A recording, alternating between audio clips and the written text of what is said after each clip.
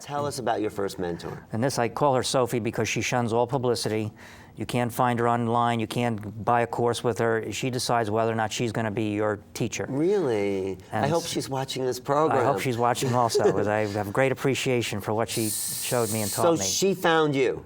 She found me. When the student was ready, the teacher arrived. Exactly. That's really? Exactly how it it happens. does work. So how did that meeting happen? Well, when I first walked into her office, she looked at me and just said, "Come with me," and took me into the back room.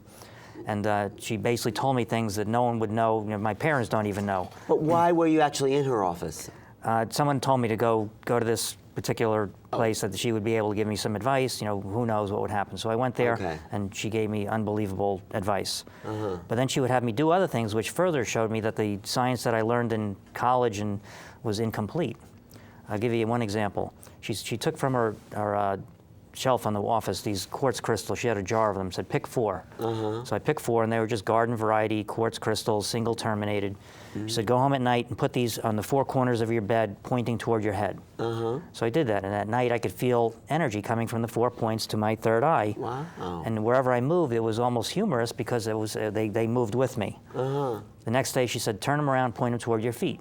So I did that, and the same thing happened. Towards your third eye, you felt this activation in your third eye. The terminations were pointing toward my feet, but I still felt it going to my third eye. The third day she says, bring them into me. So I gather up the crystals and I put them in my hand, and I realize they're now magnetized. What do you mean magnetized? If I have them pointed in the same direction, I could roll them across the table just by going near there.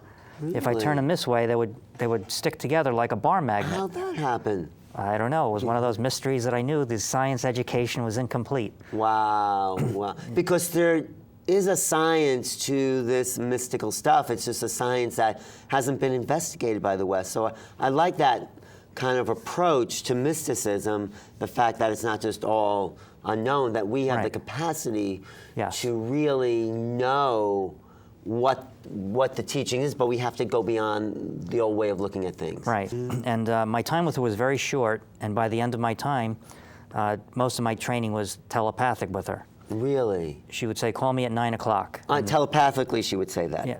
Well, first, she would have me call her daily. Just to check in? Just to check in. So I would call her, and she says, call me at 9 o'clock, and she would hang up. And then 9 or 8:45 or sometime before 9, I would feel the tingling in my third eye.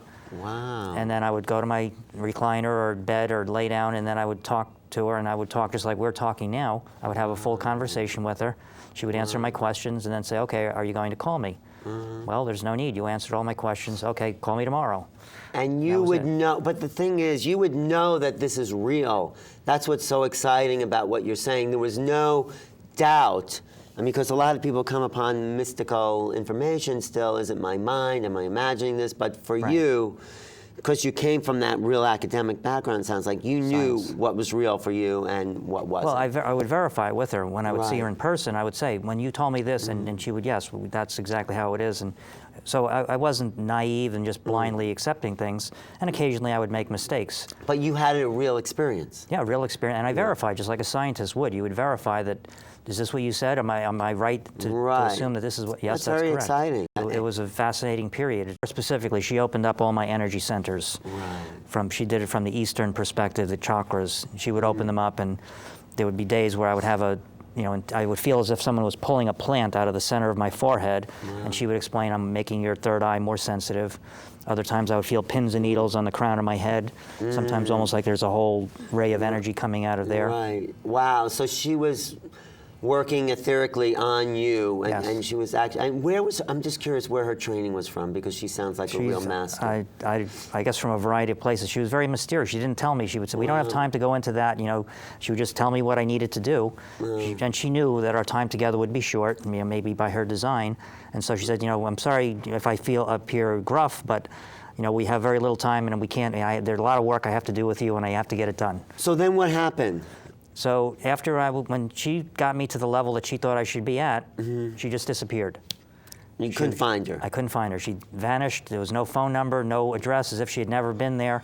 And I couldn't even connect with her mentally anymore. And you still can't connect with her mentally? Every once in a while I get a sign that she's kind of overshadowing me, watching. In a way, you don't really need to see her again. I mean, it would probably be nice. Right, it would be nice. but maybe when you get to another level, maybe she'll show up. I hope so.